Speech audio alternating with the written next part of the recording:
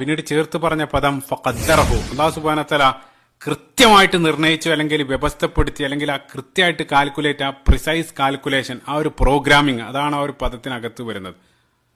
അത് നമ്മൾ ആധുനികമായിട്ട് മനസ്സിലാക്കിയിട്ടുള്ള വിജ്ഞാനങ്ങളെല്ലാം വെച്ച് നോക്കുന്ന സമയത്ത് ആ പദം എത്രത്തോളം വിശാലാണ്.